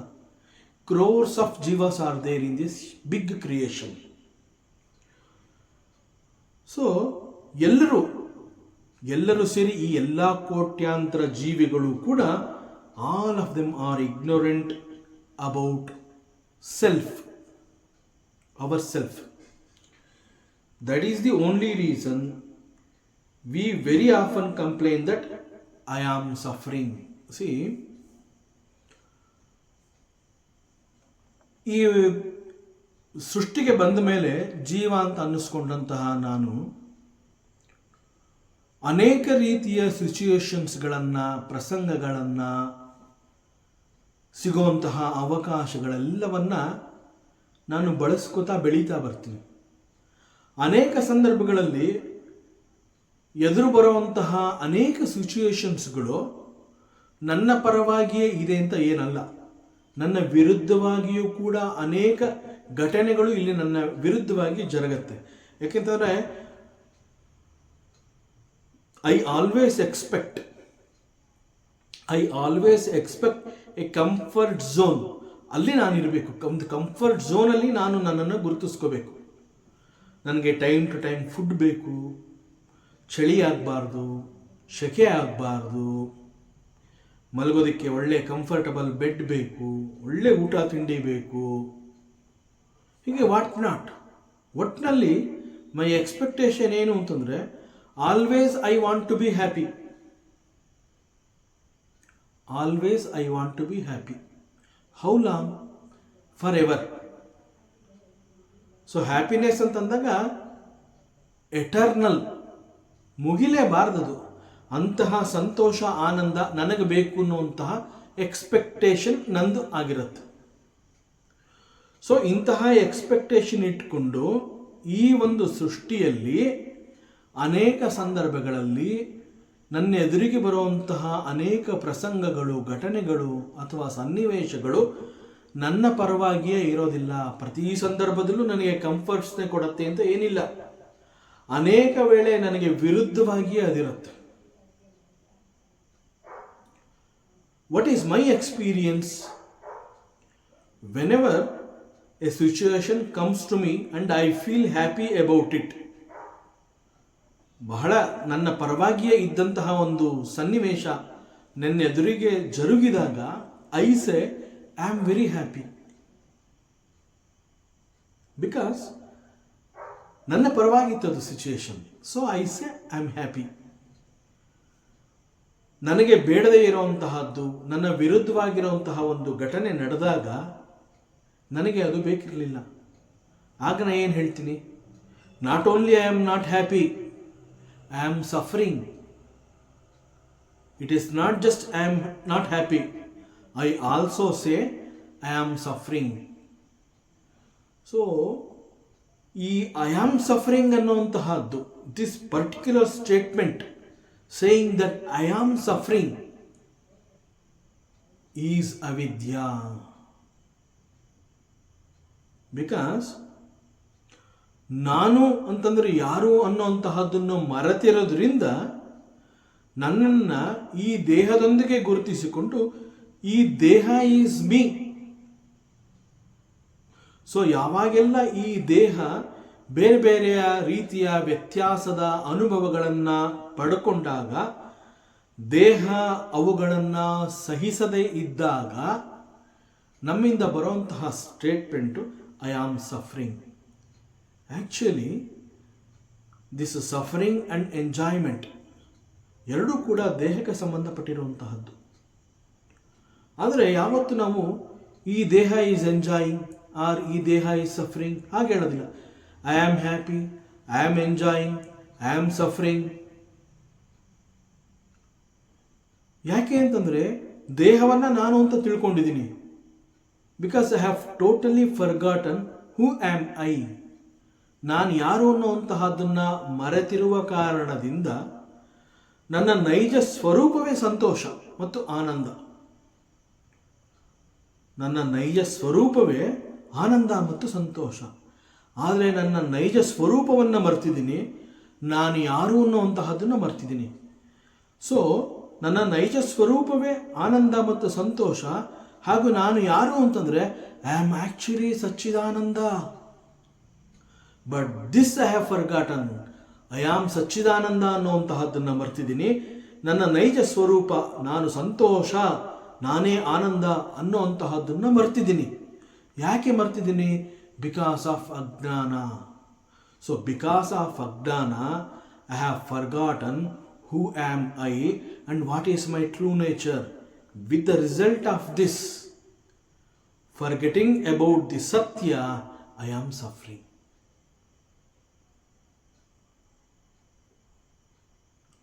So, we have to put lots of efforts through sadhana. So, ನಾನು ಯಾರು ಅನ್ನುವಂತಹದ್ದು ನನಗೆ ಗೊತ್ತಾಗಬೇಕು. ನನ್ನ ನೈಜ ಸ್ವರೂಪ, ನನ್ನ ನಿಜವಾದ ಸ್ವರೂಪ ಏನು ಅನ್ನುವಂತಹದ್ದು ನನಗೆ ಗೊತ್ತಾಗಬೇಕು ಅಂತಂದರೆ ಈ ಒಂದು ಆಧ್ಯಾತ್ಮ ಅಂತ ನಾವೇನು ಹೇಳ್ತೀವಿ, ಈ ಆಧ್ಯಾತ್ಮದ ಹಾದಿಯಲ್ಲಿ ಬಹಳ ದೊಡ್ಡ ಸಾಧನೆಯನ್ನು ಮಾಡಬೇಕು. ಬಹಳ ದೊಡ್ಡ ಸಾಧನೆ ಅಂತಂದ್ರೇನು? ನಿರಂತರವಾಗಿ ಅದಕ್ಕಾಗಿ ನಾವು ಶ್ರಮಿಸಬೇಕು. ಆವಾಗ ವಿ ಗೆಟ್ ದಿಸ್ ನಾಲೆಡ್ಜ್, ಈ ಒಂದು ಜ್ಞಾನ ಅನ್ನುವಂತಹದ್ದು ನಮಗೆ ಸಿಗತ್ತೆ. ಸೊ ಈ ಒಂದು ಆಧ್ಯಾತ್ಮದ ಹಾದಿಯಲ್ಲಿ if I don't put the efforts, ಅಲ್ಲಿ ನಾನು ಶ್ರಮವನ್ನು ಹಾಕದೆ ಹೋದರೆ we remain in ignorance always. ಈ ಅವಿದ್ಯೆ ಮತ್ತು ಅಜ್ಞಾನ ಇವುಗಳ ಜೊತೆನಲ್ಲೇ ನಾನು ನನ್ನನ್ನು ಗುರುತಿಸ್ಕೋಬೇಕಾಗುತ್ತೆ. ಸೊ ಅದರಿಂದ these 3 fingers are always together. ಯಾವುದು? ಸ್ಥೂಲ ಶರೀರ, ಸೂಕ್ಷ್ಮ ಶರೀರ, ಕಾರಣ ಶರೀರ. ಈ 3 ಶರೀರಗಳು they are always together. See, this is the ಚಿನ್ಮುದ್ರಾ. ಹಿಯರ್ ಇನ್ ಚಿನ್ಮುದ್ರಾ, this is the Ishwara. This finger represents Ishwara and this finger represents Jiva. Jiva and Ishvara are together now. Jiva and Ishvara are together now, whereas these 3 bodies, they are together. So these fingers are always together. This Jiva, the index finger, identifies with the Ishvara. So basically I am ignorant and associated with ಮನಃ ಚಿತ್ತ ಬುದ್ಧಿ ಅಹಂಕಾರ ಸೂಕ್ಷ್ಮ ಶರೀರ, ಅದರ ಜೊತೆ associate ಆಗಿರ್ತೀನಿ. This is how ಜೀವ ಹಿ lives in this world. ಈ ರೀತಿ ಅಜ್ಞಾನ ಮತ್ತು ಅವಿದ್ಯೆಯಲ್ಲಿ ಸಿಕ್ಕಿ ಹಾಕಿಕೊಂಡು ಇಷ್ಟು ದೊಡ್ಡ ಪ್ರಪಂಚದಲ್ಲಿ, ಈ ಒಂದು ಸೃಷ್ಟಿಯಲ್ಲಿ ಅವನು ಒದ್ದಾಡ್ತಾ ಇದ್ದಾನೆ. ಆ್ಯಂಡ್ ಹಿ ಬಿಕಮ್ಸ್ ಸಂಸಾರಿ. ಹಿಯರ್ ಹಿ ಬಿಕಮ್ಸ್ ಸಂಸಾರಿ ಅಂತಂದರೆ ಇಟ್ ಈಸ್ ನಾಟ್ ಎಕ್ಸಾಕ್ಟ್ಲಿ ಹೆಂಡತಿ ಮಕ್ಕಳ ಜೊತೆ ಇರೋವಂತಹದ್ದು ಅಂತಲ್ಲ. ಸಂಸಾರ ಅಂತಂದರೆ ಅನೇಕ ಬೇಡದ, ಶಾಶ್ವತವಲ್ಲದ ಅನೇಕಗಳೊಂದಿಗೆ ತನ್ನನ್ನು ಅಟ್ಯಾಚ್ ಮಾಡ್ಕೋತಾ ಹೋಗೋದು, ಅವುಗಳೊಂದಿಗೆ ಅಸೋಸಿಯೇಟ್ ಮಾಡ್ಕೋತಾ ಹೋಗೋದು. ನನಗಿದು ಬೇಕು, ಅದು ಬೇಕು, ಅದು ಬೇಕು, ಇದು ಬೇಕು ಅಂತಹ ಎಲ್ಲವುಗಳೊಂದಿಗೆ ಅಂಟಿಕೊಳ್ಳುವಂತಹದ್ದು ಈಸ್ ಕಾಲ್ಡ್ ದಿ ಸಂಸಾರ. ಸೊ ಬಿಕಾಸ್ ಆಫ್ ದಿಸ್ ಅಜ್ಞಾನ ಅಂಡ್ ಅವಿದ್ಯೆ, he becomes a samsari. He gets attached to so many things in this world. This is called samsari. So ಹೆಬ್ಬೆರಳು ಅನ್ನುವಂತಹದ್ದು it represents Ishwara or the ಪರಮಾತ್ಮ, and he is controller of everything. ಹೀಗೆ ಹೇಳಿದಾಗ ಹೀಗೆ ಬೆರಳು ಮಾಡಿದಾಗ ಇಟ್ಸ್ ಈಸ್ ಒಂದು ರೀತಿಯ ಐ ಆಮ್ ಕಮ್ಯಾಂಡಿಂಗ್ ಅನ್ನೋ ಅರ್ಥವನ್ನು ಕೊಡುತ್ತೆ. So he is controller, he is controlling everything. So also this ಹೆಬ್ಬೆರಳು, it controls the entire hand and palm. ನಾವೇನು ಒಂದು ಹಸ್ತ ಅಂತ ಹೇಳ್ತೀವಿ, ಇದನ್ನು ಸಂಪೂರ್ಣವಾಗಿ ತನ್ನ ವಶಕ್ಕೆ ತಗೊಂಡಿದೆ ಈ ಹೆಬ್ಬೆರಳು. ಹೇಗೆ ಅಂತಂದರೆ ದಿಸ್ ಹೆಬ್ಬೆರಳು ವಿತೌಟ್ ಎನಿ ಎಫರ್ಟ್ ಬಹಳ ಸುಲಭವಾಗಿ it can touch all these fingers. ಈ ಉಳಿದ 4 ಬೆರಳುಗಳನ್ನು ಇದು ಮುಟ್ಟಬಹುದು. So this Ishvara is connected to the Jiva here, but unfortunately the ignorant Jiva does not know that Ishvara is connected to me. ಹೀಗೆ ಹೇಳಿದಾಗ ಇಲ್ಲಿ actually this ಬೆರಳು can touch any fingers. So also ಈ ಒಂದು ಜೀವ ಅನ್ನುವಂತಹ ಈ ಒಂದು ತೋರು ಬೆರಳನ್ನು ಕೂಡ ಇದು ಮುಟ್ಟಿದೆ. So Ishwara, he knows that I am holding ಜೀವ, ಬಟ್ ಜೀವ ನನ್ನನ್ನು ಈಶ್ವರನೊಂದಿಗೆ ನಾನು ಇದ್ದೀನಿ ಅನ್ನುವಂತಹ ಸತ್ಯ ಜೀವನಿಗೆ ಗೊತ್ತಿಲ್ಲ. He is ignorant about it. Ishwara is connected to me ಅನ್ನುವಂತಹದ್ದು ಅವನಿಗೆ ಗೊತ್ತಿಲ್ಲ. ಸೊ ದಿಸ್ ಜೀವ, that is the index finger, always gets connected to these 3 fingers. ಅಂತಂದರೆ ನಾನು ಈಶ್ವರನ ಜೊತೆ ಇದ್ದೀನಿ ಅನ್ನುವಂತಹದ್ದನ್ನೇ ಮರೆತು ದಿಸ್ ಜೀವ gets associated with these 3 bodies very easily. Ishwara ಒಂದು ವೇಳೆ ಹೀಗೆ ಬಂದ ತಕ್ಷಣ ಜೀವ he gets connected to these 3 bodies. ಸ್ಥೂಲ, ಸೂಕ್ಷ್ಮ, ಕಾರಣ ಶರೀರಗಳೊಂದಿಗೆ ತನ್ನನ್ನು ಗುರುತಿಸ್ಕೋತಾನೆ. And he never wants to be with the ಪರಮಾತ್ಮ. ಮತ್ತೆ ಈಶ್ವರ ಬಂದು ಜೀವನನ್ನು ಅಟ್ಯಾಚ್ ಮಾಡ್ಕೊಂಡಂಗೆ ಜೀವ ಇವ್ರುಗಳನ್ನ ಬಿಟ್ಟು ತಾನಾಗೆ ಈ ಬೆರಳ ಹತ್ರ ಬರೋದಿಲ್ಲ. ಇಟ್ ಈಸ್ ದಿ ಹೆಬ್ಬೆರಳು, it is the Ishwara who wants ಜೀವ to be with me, not this ಹೆಬ್ಬೆರಳು, ನಾಟ್ ದಿಸ್ ತೋರು ಬೆರಳು. ದಿಸ್ ತೋರು ಬೆರಳು ಬಹಳ ಸುಲಭವಾಗಿ always it gets very easily attached to these 3 fingers. ಸ್ಥೂಲ ಶರೀರ, ಸೂಕ್ಷ್ಮ ಶರೀರ, ಕಾರಣ ಶರೀರದೊಂದಿಗೆ ಈ ಜೀವ very easily attaches. But because of the ಅನುಗ್ರಹ of a guru or because of the grace of the Lord, ಜೀವ ಸಾಧನೆಯ ಮಾರ್ಗದಲ್ಲಿ ಹೆಜ್ಜೆ ಹಾಕಲು ಪ್ರಾರಂಭಿಸಿದಾಗ ನಿಧಾನವಾಗಿ ಅಲ್ಲಿ ಒಳ್ಳೊಳ್ಳೆಯ ಕರ್ಮಗಳನ್ನು ಮಾಡ್ತಾ, ಸತ್ಕರ್ಮಗಳನ್ನು ಮಾಡ್ತಾ, ನಿಷ್ಕಾಮ ಕರ್ಮಗಳನ್ನು ಮಾಡ್ತಾ ಸ್ಲೋಲಿ ಬಾಡಿ ಐಡೆಂಟಿಫಿಕೇಶನ್ನಿಂದ ನಿಧಾನವಾಗಿ ಡಿಸ್ಅಸೋಸಿಯೇಟ್ ಆಗ್ತಾ ಬರ್ತಾನೆ. ಆಗ ಯಾವಾಗ ಈ ಜೀವ ಈ ದೇಹದ ಸಂಪರ್ಕಗಳಿಂದ ಹೊರಬರುವಂತಹದನ್ನು ಕಲ್ತ್ಕೋತಾನೆ, ಆಗ ಅವನಲ್ಲಿ ಮತ್ತಷ್ಟು ಹೆಚ್ಚಿನ ಉಪಾಸನೆ ನಡೀತಾ ಹೋಗುತ್ತೆ. So totally detach from the body identification ಅಂದಾಗ ದಿ ಲಾರ್ಡ್ ಈಶ್ವರ ಅವನು ಕೂಡ ಧಾವಿಸಿ ನಮ್ಮ ಹತ್ರ ಬರ್ತಾನೆ. ಎಲ್ಲಿಯವರೆಗೆ ದಿಸ್ ತೋರು ಬೆರಳು ಅಂತಂದ್ರೆ ದಿಸ್ ಜೀವ ಈ 3 ಶರೀರಗಳನ್ನು ಬಿಟ್ಟು ಬರೋದಿಲ್ಲ, ಅಲ್ಲಿವರೆಗೆ ಈಶ್ವರ ತಾನಾಗೆ ಬರೋದಿಲ್ಲ. ಈಶ್ವರ ಕಾಯ್ತಾ ಇರ್ತಾನೆ ಬರೋದಕ್ಕೆ. ಪರಮಾತ್ಮ ವಿಲ್ ಬಿ ಆಲ್ವೇಸ್ ವೇಟಿಂಗ್. ಯಾವ ಕ್ಷಣದಲ್ಲಿ ದಿಸ್ ಜೀವ ಈ ಶರೀರಗಳನ್ನು ಬಿಟ್ಟು ಹೊರಗಡೆ ಬರ್ತಾನೆ ಅನ್ನುವಂತಹದ್ದನ್ನು this Ishwara is waiting to see this. One day when it happens so, because of so many ಸಾಧನಾಸ್ ಅಂಡ್ ಬಿಕಾಸ್ ಆಫ್ ಎ ಮಾರ್ಗದರ್ಶನ of a guru or because of the grace of the Lord, slowly ಈ ಶರೀರಗಳನ್ನು ಬಿಟ್ಟು ಹೊರಗಡೆ ಬಂದು ಮತ್ತಷ್ಟು ಹೆಚ್ಚು ಉಪಾಸನೆಯಲ್ಲಿ ತನ್ನನ್ನು ತೊಡಗಿಸ್ಕೊತಾನೆ. ಯಾವಾಗ ತಾನು ಈ ದೇಹಗಳಿಂದ ಹೊರಬಂದು ಉಪಾಸನೆಯಲ್ಲಿ ತನ್ನನ್ನು ತಾನು ಗುರುತಿಸಿಕೊಂಡಾಗ ಈಶ್ವರ ಕಮ್ಸ್ ಫಾರ್ವರ್ಡ್, ದಿ ಪರಮಾತ್ಮ comes forward to get attach to the ಜೀವ. ಸೊ ದಿಸ್ ತೋರು ಬೆರಳು ಅಂಡ್ ಹೆಬ್ಬೆರಳು ಒಂದಕ್ಕೊಂದು ತಾಕಿ ಒಟ್ಟಾಗಿ ಸೇರುತ್ತೆ. ದಟ್ ಈಸ್ ದಿ ಮಿಲನ ಆಫ್ ಜೀವ ಅಂಡ್ ಈಶ್ವರ. ಸೊ ಧ್ಯಾನದ ಮೂಲಕ we experience the goodness of the Lord. ದೈವತ್ವ, ಅದರ ಅನುಭವ, ಅದರ ರುಚಿ ಕೂಡ ನಮಗೆ ಗೊತ್ತಾಗುತ್ತೆ. ಸೊ ಅದರಿಂದ ಇದನ್ನು this mudra is called the chin mudra or gnana mudra. So slowly jiva, he comes to understand that I am the Ishvara. ಅಷ್ಟೊತ್ತಿಗೆ ಅವನು ಸಾಕಷ್ಟು ಸಾಧನೆ ಆಗಿರುತ್ತೆ. he knows that he is the Brahma, he is the Ishvara, he is the God. ಅವನಿಗೇನು ಅನಿಸಿರುತ್ತೆ, ಯಾವುದೆಲ್ಲವನ್ನ ಅವನು ಸಾಧನೆಯಲ್ಲಿ ಐದರ್ಥರು ಶ್ರವಣ, ಮನನ, ನಿಧಿಧ್ಯಾಸನ ಅಂತ ಹೇಳಿ ತನ್ನನ್ನು ಹೆಚ್ಚು ಉಪಾಸನೆಯಲ್ಲಿ ತೊಡಗಿಕೊಂಡಾಗ ಅಲ್ಲಿ ಸಿಗುವಂತಹ ಅನೇಕ ಮಾರ್ಗದರ್ಶನ ಹಾಗೂ ಅನುಭವದ ಮಾತುಗಳು ಅವನನ್ನು ಗಟ್ಟಿ ಮಾಡ್ತಾ ಬರುತ್ತೆ. ಸೊ ಅನೇಕ ಉಪನಿಷತ್ತುಗಳು ಕೂಡ ಅದನ್ನು ಹೇಳುತ್ತೆ, ಅಹಂ ಬ್ರಹ್ಮಾಸ್ಮಿ. ಇಟ್ಸ್ ಉಪನಿಷತ್ ಸ್ಟೇಟ್ಮೆಂಟ್, ಉಪನಿಷತ್ ವಾಕ್ಯ.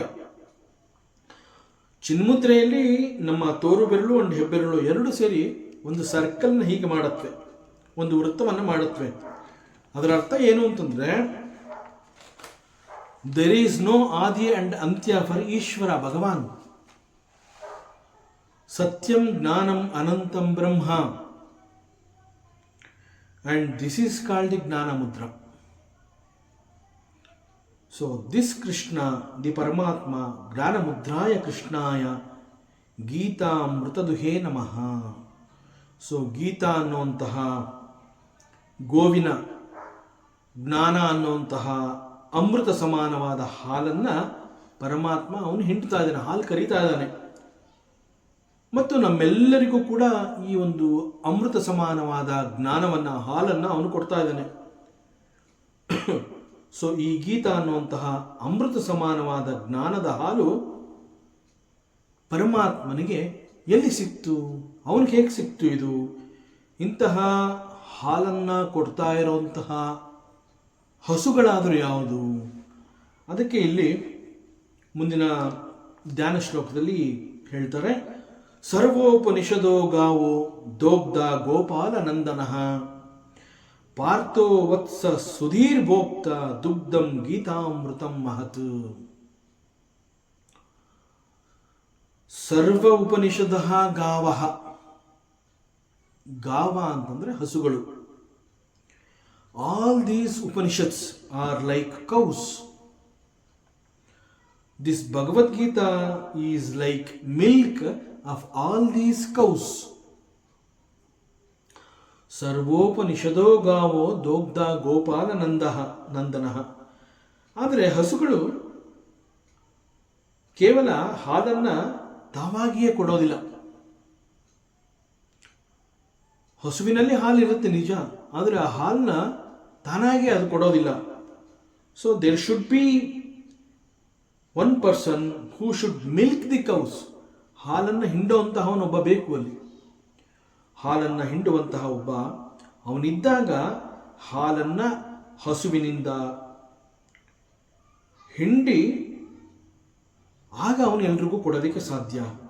ಸೊ ಹೀಗೆ ಅವನು ನಿಜವಾಗ್ಲೂ ಹಸುವಿನಿಂದ ಹಾಲನ್ನ ಈ ರೀತಿ ಹಿಂಡ್ಕೋಬೇಕು ಅಂತಂದರೆ ಹಸುಗಳ ಮೇಲೆ ಅವನಿಗೆ ಬಹಳ ಪ್ರೀತಿ ಇರಬೇಕು, ಬಹಳ ಪ್ರೀತಿ ಮಮತೆ ಇರಬೇಕು. ಆಗ it is possible for him to milk from the cows. So ಹಸುಗಳನ್ನು ಅವನು ರಕ್ಷಿಸಬೇಕು, ಹಸುಗಳನ್ನು ಪೋಷಿಸಬೇಕು, ಅವುಗಳನ್ನು ಅವನು ಪ್ರೀತಿ ಮಾಡಬೇಕು. ಆಗ ಹಸುಗಳು ಅವನಿಗೆ ಹಾಲನ್ನು ಕೊಡತ್ವೆ.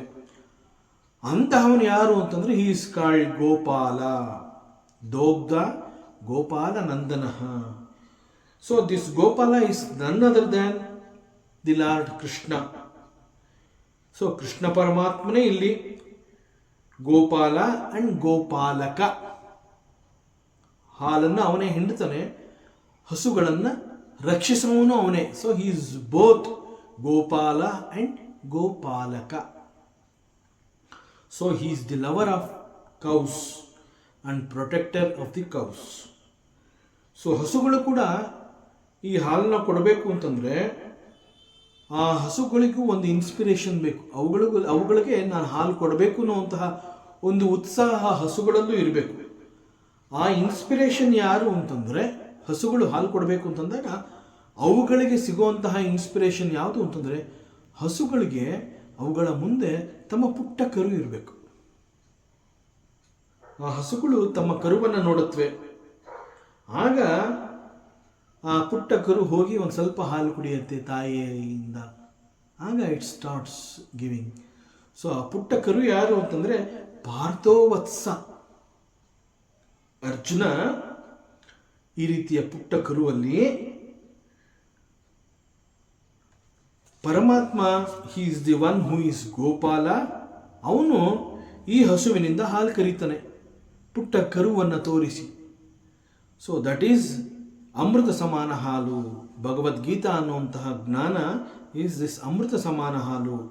ಸೊ ಈ ಹಾಲು ಯಾವುದು ಅಂತಂದರೆ ಎಲ್ಲ ಉಪನಿಷತ್ಗಳ ಸಾರ. ದಿಸ್ ಅಮೃತ ಸಮಾನ ಹಾಲು ಯಾವುದು? ದಟ್ ಈಸ್ ಜ್ಞಾನ. ದಿಸ್ ಜ್ಞಾನ, this knowledge is the essence of all the Upanishads. So ಹಸುವಿನ ಹಾಲನ್ನು ಕೇವಲ ಆ ಹಸುವಿನ ಕರು ಮಾತ್ರ ಕುಡಿಯೋದಿಲ್ಲ.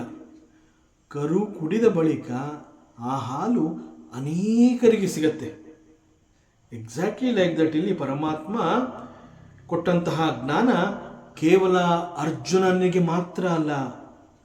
ಹಸುವಿನ ಹಾಲನ್ನು ಕರುನು ಕುಡಿಯತ್ತೆ, ಆಮೇಲೆ ಅದು ಬೇರೆಯವ್ರಿಗೂ ಕೊಡತ್ತೆ, ಸಿಗೋ ಹಾಗೆ ಆಗತ್ತೆ. ಆ ರೀತಿಯಲ್ಲಿ ಇಲ್ಲಿ ಈ ಒಂದು ಉಪದೇಶವನ್ನು ಪ್ರಾರಂಭದಲ್ಲಿ ಅರ್ಜುನನಿಗೆ ಕೊಡುವ ಮೂಲಕ ಉಪದೇಶವನ್ನು ತಿಳಿಸಿ, ನಂತರ ಅರ್ಜುನನ ಮೂಲಕ ಅನೇಕರು ಈ ಒಂದು ಜ್ಞಾನವನ್ನು ಪಡ್ಕೊಂಡಿದ್ದಾರೆ. ಈ ಅನೇಕರನ್ನ ಇಲ್ಲಿ ಸುದೀಹಿ. ಸುದೀಹಿ ಅಂತಂದರೆ, ದೀಹಿ ಅಂತಂದರೆ ಜ್ಞಾನ, ಬುದ್ಧಿ. ಸು ಅಂತಂದರೆ, ಸುಧಿ ಅಂತಂದರೆ ದಿ ವೈಸ್ ಪರ್ಸನ್. ಅನುಭವಿಗಳು, ಜ್ಞಾನಿಗಳು, they are called the wise persons. Because there is lot of milk, so that it can be consumed by the wise persons also, apart from Arjuna. So these wise persons are called the Sudhihi. Sudhir Bhokta. Bhokta ಅಂತಂದರೆ enjoyer. So ಇಲ್ಲಿ ಸುದೀಹಿ and ಗೀತಾಮೃತಂ ಇವೆರಡೂ ಕೂಡ ಬಹಳ ಹೆಚ್ಚು ಅರ್ಥವನ್ನು ತುಂಬಿಕೊಂಡಿದೆ. ಇಲ್ಲಿ ನಮಗೆಲ್ಲ ಗೊತ್ತಿದೆ 4 different Vedas, and in these 4 different Vedas there are so many Upanishads. ಒಂದೊಂದು ವೇದದಲ್ಲೂ ಕೂಡ ಅನೇಕ ಉಪನಿಷತ್ತುಗಳನ್ನ ನಾವು ನೋಡಬಹುದು. ಆದರೆ ಅಟ್ ಪ್ರೆಸೆಂಟ್ ನಮಗೆ ಸಿಕ್ಕಿರುವಂತಹ ವೇದ ಮಂತ್ರಗಳು ಮತ್ತು ಉಪನಿಷತ್ತುಗಳು ಬಹಳ ಕಡಿಮೆ, ಸುಮಾರೆಲ್ಲ ಕಳೆದು ಹೋಗಿರಬಹುದು. Lots of mantras and Upanishads have got lost. ಈಗ ನಮಗೆ ಲಭ್ಯವಿರುವಂತಹ ಉಪನಿಷತ್ಗಳು ಅಂತಂದರೆ ಅದನ್ನು 108 ಅಂತ ಹೇಳ್ತಾರೆ. Out of this 108 Upanishads,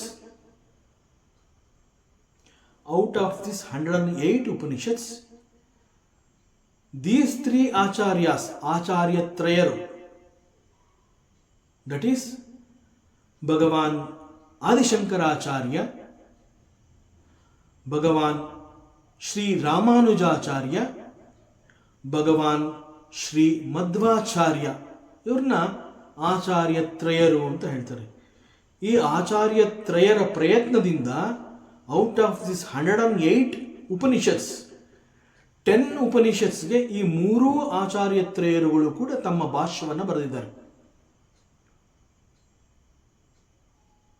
so ಈ ಮೂರು ಆಚಾರ್ಯರು ಸೇರಿ ಬರೆದಿರುವಂತಹ ಈ 10 ಉಪನಿಷತ್ತುಗಳನ್ನು ಮೇಜರ್ ಉಪನಿಷತ್ಸ್ ಅಂತ ಕರೀತಾರೆ. ದಶೋಪನಿಷತ್, ಮೇಜರ್ ಉಪನಿಷತ್ಸ್. ಉಳಿದಂತೆ ಮೈನರ್ ಉಪನಿಷತ್ಸ್ ಹಾಗರೆ ಅದು ಅಂತಂದ್ರೆ ಇಲ್ಲಿ ಮೇಜರ್ ಅನ್ನೋಂತಹದ್ದನ್ನು ಉಪಯೋಗಿಸಿರೋದ್ರಿಂದ 108 10 ಮೇಜರ್ ಉಪನಿಷತ್ಸ್ ಅಂತಂದ್ರೆ ಇನ್ನು ಉಳಿದವು ಮೈನರ್ ಉಪನಿಷತ್ಸ ಅಂತಂದ್ರೆ ಎಲ್ಲವೂ ಜ್ಞಾನವನ್ನು ಕೊಡುತ್ತೆ. ಇಟ್ ಈಸ್ ಬಿಕಾಸ್ ದಿ ಆಚಾರ್ಯ ತ್ರಯಾಸ್ ಹ್ಯಾವ್ ರಿಟನ್ ದಿ ಭಾಷ್ಯಸ್ for these 10 Upanishads, hence it is called the major Upanishads. Otherwise, all Upanishads are equally ಜ್ಞಾನವನ್ನು ಕೊಡೋದರಲ್ಲಿ ಅನುಮಾನವೇ ಇಲ್ಲ. ಆದರೆ ಭಾಷ್ಯ ಸಿಕ್ಕಿರುವಂತಹದ್ದು ಈ ಮೂರು ಆಚಾರ್ಯರು ಈ 10 ಉಪನಿಷತ್ತುಗಳಿಗೆ ಬರೆದಿರೋದ್ರಿಂದ ಇದನ್ನು ಮೇಜರ್ ಉಪನಿಷತ್ಸ್ ಅಂತ ಕನ್ಸಿಡರ್ ಮಾಡ್ತಾರೆ. ಆ್ಯಂಡ್ 108 ಉಪನಿಷತ್ತುಗಳ ಹೆಸರುಗಳನ್ನು ನಾವು ಎಲ್ಲಿ ನೋಡಬಹುದು ಅಂತಂದರೆ ದೇರ್ ಈಸ್ ಮುಕ್ತಿಕೋ ಉಪನಿಷತ್ ಅಂತ ಒಂದಿದೆ. ಆ ಮುಕ್ತಿಕೋ ಉಪನಿಷತ್ನಲ್ಲಿ ಈ 108 ಉಪನಿಷತ್ಗಳ ಬಗ್ಗೆ ಒಂದು ವಿವರಣೆ ಇದೆ. ಆದ್ದರಿಂದ ಉಪನಿಷತ್ಗಳು ಅಂತ ಹೇಳಿದಾಗ they are the cream of the Vedas. So these Upanishads gave or reveal the knowledge of the self. ಆತ್ಮನ ಬಗ್ಗೆ ಒಂದು ವಿಚಾರವನ್ನು, ಅರ್ಥವನ್ನು, ಇವೆಲ್ಲವನ್ನು ತಿಳಿಸ್ಕೊಟ್ಟಿರುವಂತಹದ್ದು, ಈ ಜ್ಞಾನವನ್ನು ತಿಳಿಸ್ಕೊಟ್ಟಿರುವಂತಹದ್ದು ಈ ಉಪನಿಷತ್ಗಳು. ಯಾಕೆಂತಂದರೆ ವೇದಾಂತ ಅಂತ ಹೇಳಿದಾಗ ಇನ್ ಸ್ಪಿರಿಚುಯಾಲಿಟಿ ನಾನು ಯಾರು ಅನ್ನುವಂತಹದ್ದು ಬಹಳ ದೊಡ್ಡ ಪ್ರಶ್ನೆ. ನಾನು ಯಾರು ಮತ್ತು ನನ್ನ ನೈಜ ಸ್ವರೂಪ, ಮೈ ಟ್ರೂ ನೇಚರ್, ಇದರ ಬಗ್ಗೆ ಸಿಗುವಂತಹ ಜ್ಞಾನ it gives me the moksha ಅಂತಾನೆ ಹೇಳ್ತಾರೆ. Once you get to know who you are and what is your true nature, then you are liberated. That's all. ಅದರಿಂದ ದೀಸ್ 2 ಕ್ವಶನ್ಸ್, ಈ 2 ಪ್ರಶ್ನೆಗಳು ವೇದಾಂತದಲ್ಲಿ, ನಾನು ಯಾರು ಅನ್ನುವಂತಹ ಒಂದು ಪ್ರಶ್ನೆ ಮತ್ತು ನನ್ನ ನೈಜ ಸ್ವರೂಪ, ಇವುಗಳ ಬಗ್ಗೆ ನನಗೆ ಜ್ಞಾನ ಸಿಕ್ಕಿದೆ ಅಂತಂದರೆ ಐ ಆಮ್ ಲಿಬರೇಟೆಡ್. ಅಷ್ಟು ಮಹತ್ವವಾದ ಪ್ರಶ್ನೆಗಳು ಮತ್ತು ಇವೆಲ್ಲವನ್ನ ಈ ಉಪನಿಷತ್ತುಗಳೇ ತಿಳಿಸ್ಕೊಡ್ತದೆ through Vedas. So all these questions are answered in the Vedas. So ನಮಗೆ ಇಲ್ಲಿವರೆಗೆ ಸಾಮಾನ್ಯವಾಗಿ ಆಗಿರುವಂತಹ ಅನುಭವ ಏನು ಅಂತಂದರೆ, ನಾನು means I always include the body along with my mind. ನನ್ನ ಮನಸ್ಸು ಅಂತಲೇ ಹೇಳ್ಕೊತೀವಿ, ನನ್ನ ದೇಹ ಅಂತ ಹೇಳ್ತೀವಿ. ಯಾರು ನೀನು ಅಂತಂದರೆ ಈ ದೇಹವನ್ನು ತೋರಿಸ್ಬಿಟ್ಟು ಇದು ನಾನು. ಆರ್ ಯು ಅಂತಂದರೆ ಇದು ನಾನು. ಮತ್ತು ದೇಹವನ್ನು ಗುರುತಿಸುವ ಸಲುವಾಗಿ ಆ ದೇಹಕ್ಕೆ ಒಂದು ಹೆಸರು ಕೊಟ್ಟಿರ್ತಾರೆ. Actually that is the name of that particular body. But ಯಾರು ನೀನು ಅಂತಂದಾಗ ನನ್ನ ಹೆಸರನ್ನು ಹೇಳಿಕೊಂಡು ನನ್ನ ದೇಹವನ್ನು ಮುಟ್ಟಿ ತೋರಿಸಿ ಇಟ್ಸ್ ಮೀ, ಈ ರೀತಿಯಲ್ಲಿ ಹೇಳ್ತೀವಿ. This is our general experience. So ನಾನು ಯಾರು ಅಂತಂದಾಗ ಈ ರೀತಿ ದೇಹವನ್ನು ತೋರಿಸಿ ಆ ದೇಹವನ್ನು ಕುರಿತು ಅದನ್ನು ನಾನು ಅಂತ ಹೇಳ್ಕೊತೀವಿ. ಸೊ ಬಿಯಾಂಡ್ ದಿಸ್ ನಮಗೆ ನಮ್ಮ ನೈಜ ಸ್ವರೂಪದ ಜ್ಞಾನ ಗೊತ್ತಿಲ್ಲ. ಒಂದು ವೇಳೆ ತಿಳ್ಕೊಳ್ಳುವಂತಹ ಪ್ರಯತ್ನ ಅಂತ ಹೇಳಿ ಒಂದು ಸತ್ಸಂಗ, ಅಲ್ಲಿ ಒಬ್ಬ ಗುರುವಿನ ಮೂಲಕ ಒಂದು ಶ್ರವಣ, ಇವೆಲ್ಲ ನಮಗೆ ಸಿಕ್ಕಿದ್ರೂ ಕೂಡ ಅದು ಬದುಕಿನ ನಿತ್ಯ ಅನುಭವ ಆಗಬೇಕು. ಇಲ್ಲ ಅಂತಂದರೆ ದಟ್ ಈಸ್ ಜಸ್ಟ್ ಎ ಶ್ರವಣ, ದಟ್ಸ್ ಆಲ್. ಸೊ ನಾನು ಯಾರು ಅನ್ನೋಂತಹದ್ದಕ್ಕೆ ನಾನು ಒಂದು ಸತ್ಸಂಗದಲ್ಲಿ ಅದರ ಬಗ್ಗೆ ವಿಚಾರವನ್ನು ಕೇಳಿ ತಿಳ್ಕೊಂಡ್ರೂ ಕೂಡ ಅದು ನನ್ನ ಅನುಭವಕ್ಕೆ ಬರದೆ ಹೋದರೆ it is only a theory. It is only a theory. Therefore ನನ್ನ ಎಚ್ಚರದ ಅವಸ್ಥೆಯಲ್ಲಿ ನಾನು I attach to these 3 bodies. Sthula ಶರೀರ, ಸೂಕ್ಷ್ಮ ಶರೀರ, ಕಾರಣ ಶರೀರದೊಂದಿಗೆ ನನ್ನನ್ನು ನಾನು ಗುರುತಿಸ್ಕೊಂಡಿರ್ತೀನಿ. ಯಾವಾಗ? ಡ್ಯೂರಿಂಗ್ ಮೈ ವೇಕಿಂಗ್ ಸ್ಟೇಟ್, ನನ್ನ ಎಚ್ಚರದ ಅವಸ್ಥೆಯಲ್ಲಿ. ಉದಾಹರಣೆಗೆ ವೆನ್ ಸಂಬಡಿ ಆಸ್ಕ್ ಮೀ, ಯಾರಾದರೂ ಬಂದು ನನ್ನನ್ನು ಏನು ಮಾಡ್ತಾ ಇದೆಯಾ, ವಾಟ್ ಆರ್ ಯು ಡೂಯಿಂಗ್ ಅಂತ ಕೇಳಿದಾಗ I will say I am sitting. ಆ್ಯಕ್ಚುಲಾಗಿ who is sitting? We have to question ourselves. ನಮ್ಮಲ್ಲಿಗೆ ಆ ಪ್ರಶ್ನೆಯನ್ನು ಹಾಕಬೇಕು. ನೀನು ಏನು ಮಾಡ್ತಾ ಇದೆಯಾ ಅಂತಂದಾಗ ಇಮ್ಮಿಡಿಯೇಟಾಗಿ ಬರುವಂತಹ ಉತ್ತರ ನಾನು ಕುಳಿತಿದ್ದೀನಿ. ಆದರೆ ಮತ್ತೆ ನನ್ನನ್ನು ನಾನು ಪ್ರಶ್ನೆ ಮಾಡ್ಕೋಬೇಕು, ಕುಳಿತಿರೋಂತಹದ್ದು ಯಾರು? Who is actually sitting? It is the body which is sitting. ಅಲ್ಲಿ ಕುಳಿತಿರುವಂತಹದ್ದು ದೇಹ. ಆದರೆ since I am attached to the body and the experience of the body is my experience, hence I say I am sitting. ನಾನು ಕೂತ್ಕೊಂಡಿದ್ದೀನಿ. So I identify with the body.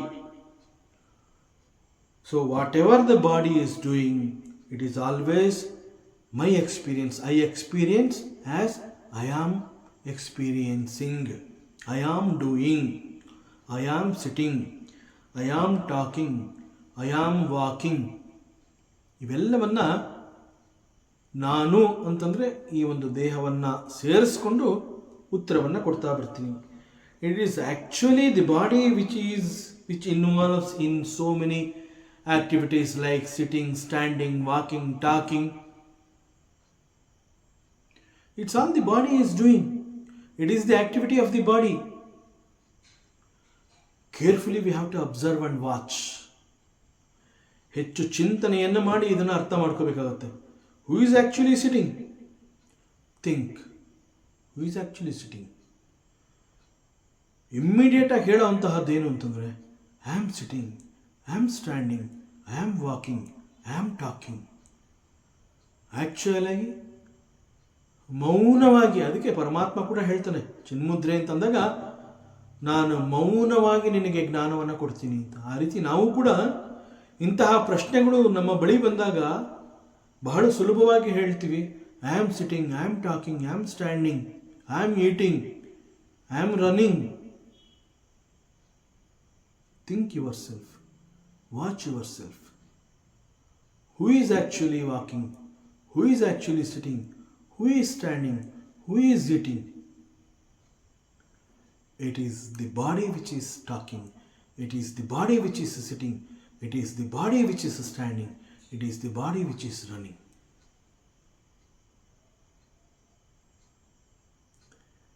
You are seeing the body. You are witnessing the body. You are witnessing the body which is sitting. You are witnessing the body which is standing. Understand that. Then answer. So it is only because of the ignorance, ಅಜ್ಞಾನ ಮತ್ತು ಅವಿದ್ಯೆಯ ಕಾರಣದಿಂದ I always consider myself as the body.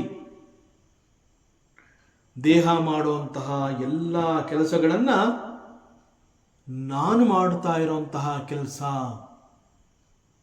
ದೇಹ ಮಾಡುವಂತಹ ಕೆಲಸವನ್ನು ನಾನು ಮಾಡ್ತಾ ಇದ್ದೀನಿ, ಈ ಕೆಲಸವನ್ನು ಅಂತ ಹೇಳ್ತೀವಿ. So this is how I experience the physical body. ಇದು ಇಷ್ಟಕ್ಕೆ ಮುಗಿಲಿಲ್ಲ. My attachment is there even with the subtle body. ಕೇವಲ ಸ್ಥೂಲ ಶರೀರದೊಂದಿಗೆ ಮಾತ್ರ ಈ ರೀತಿ ನಾನು ನನ್ನನ್ನು ಗುರುತಿಸಿಕೊಂಡು ಈ ಸ್ಥೂಲ ಶರೀರ ಮಾಡ್ತಾ ಇರುವಂತಹ ಕೆಲಸವನ್ನು ನಾನು ಮಾಡ್ತಾ ಇದ್ದೀನಿ. ಅಷ್ಟು ಮಾತ್ರ ಅಲ್ಲ, ಅಲ್ಲಿಗೆ ಮುಗಿಲಿಲ್ಲ. I also attach to the subtle body. ಸೂಕ್ಷ್ಮ ಶರೀರದೊಂದಿಗೆ ಕೂಡ ನಾನು ನನ್ನನ್ನು ಗುರುತಿಸ್ಕೊಂಡಿದ್ದೀನಿ. ಇಲ್ಲಿಗೆ ಮುಗಿಲಿಲ್ಲ, ಮತ್ತಷ್ಟು ವಿಚಾರಗಳಿದೆ. ಮುಂದಿನ ಅವಕಾಶದಲ್ಲಿ ಮತ್ತೆ ಮುಂದುವರಿಸೋಣ. ಓಂ ಪೂರ್ಣಮದಃ ಪೂರ್ಣಮಿದಂ ಪೂರ್ಣಾತ್ ಪೂರ್ಣಮುದಚ್ಯತೆ ಪೂರ್ಣಸ್ಯ ಪೂರ್ಣಮಾದಾಯ ಪೂರ್ಣಮೇವಾವಶಿಷ್ಯತೆ. ಓಂ ಶಾಂತಿ ಶಾಂತಿ ಶಾಂತಿ. ಹರಿ ಓಂ. ಶ್ರೀ ಗುರುಭ್ಯೋ ನಮಃ. ಹರಿ ಓಂ. ಈ ದಿನದ ಪ್ರವಚನ ಸೇವೆಯನ್ನು ಪರಮಾತ್ಮ ಶ್ರೀಕೃಷ್ಣನ ಪಾದಚರಣಗಳಿಗೆ ಅತ್ಯಂತ ಭಕ್ತಿಯಿಂದ ಶ್ರದ್ಧೆಯಿಂದ ಅರ್ಪಿಸೋಣ. ಶ್ರೀಕೃಷ್ಣಾರ್ಪಣಮಸ್ತು.